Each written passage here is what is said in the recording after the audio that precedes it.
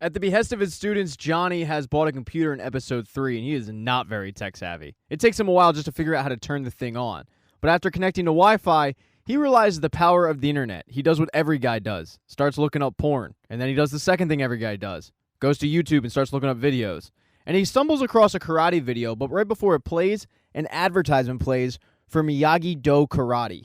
And it really pisses off Johnny. And he's not the only person. This ad is kind of the talk of the area. A man is giving the cold shoulder to Daniel because Daniel spent a large portion of their advertising money on this commercial. And while he's apologetic, his thing is we have Valley Fest coming up, and that drives a lot of traffic to the dealership. And yes, you're right, I should have consulted you, and I'll do it next time. But with Kreese back in town, I have to step my game up. I mean, this is a guy who faked his death twice. I can't let this guy sink his claws into the valley. But then Daniel gets welcomed into 2020 because Anish comes in and tells him that he loves the advertising, but he doesn't think that it's whitewashing. Since it's 2020 and people need to get offended about everything on the internet, Daniel, dressed in a gi with Asian music in the background, has been dubbed as whitewashing, even though Daniel's legit. So it seems like no one's really loving this ad. After work, though, he heads to training where Robbie and Sam are already there, and Robbie thanks Sam for doing what she did, getting him a nice place to stay that actually has power. But right before the lesson kicks off, the advertising apparently worked. 2 new kids show up. And the advertising was for free karate. But Daniel doesn't handle this too well. When the kids show up, he says, "Great, grab a bucket of paint and some paintbrushes. The fence needs to be done."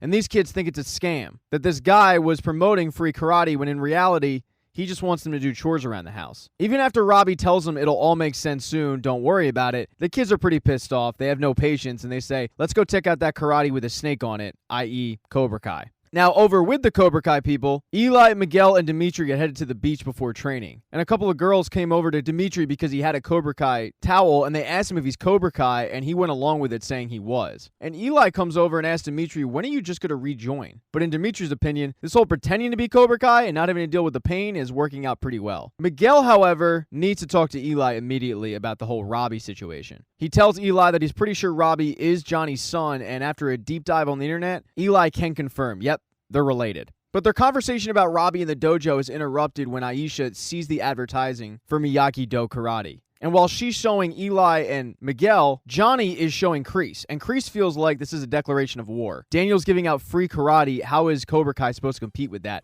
They need to respond immediately. And they do so with an advertisement of their own saying, if you want free karate, you're going to get what you pay for. Why learn karate defense when you can learn karate offense? Right after they film the advertisement, though, Eli and Miguel confront Johnny about the Robbie situation. Their feeling is that No Mercy was fine when it wasn't the coach's son. And Johnny's a little taken aback, and he's a little pissed off about the fact that they're even thinking he gave preferential treatment to Robbie. So he punishes them by having them clean mats. But Kreese overheard this conversation, and now he's aware of the fact that Daniel is teaching Johnny's son. And when Johnny leaves the dojo that day, Kreese tells him, you shouldn't be having Daniel LaRusso teach your kid karate. You should be the one to do that. Johnny tries to nip it in the bud, saying it's not going to happen. Kreese then says, well, it's a good thing you have that Mexican kid, and Johnny does correct him by saying he's from Ecuador. Kreese says, yeah, whatever. You better just hope to God that Daniel LaRusso doesn't snatch him from you. And it seems like Johnny hadn't even had that thought. So that night, Johnny takes Miguel to a restaurant and tells him that he never grew up with a father. And his mother was everything to him. And when his mother died, that's around the time that he found out that he was going to be a father of his own. But being a father scared the shit out of him. And the night that Robbie was born, he sat in the very restaurant that they're currently eating at, capping off a 3-day bender, trying to get the courage to walk across the street and into the hospital and welcome Robbie into the world, but he never did it. He tells Miguel, I failed my son the day he showed up in this world, and I've been failing him ever since. And failing his son is one of the most painful things in his life, but one of the happiest things he currently has is training Miguel. He tells Miguel that he'll always be by his side and he'll always have his best interest in heart. Miguel, though, then gets a text message from Aisha telling him that Miyagi-Do is planning on doing a demonstration at Valley Fest.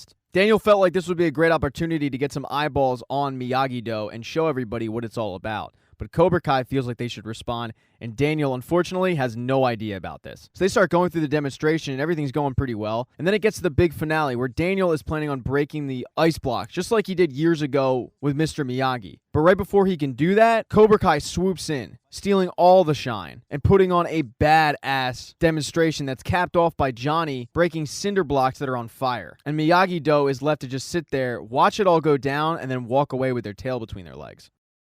Thank you so much for watching this recap. Please consider subscribing to the channel. Like the video if you liked it. Hit thumbs down if you thought it sucked. If you don't see the next video up in the end screen, don't worry, it'll be up soon. And please be nice in the comments section. Nobody likes being told they suck, even if it's true. Oh, and sharing's caring.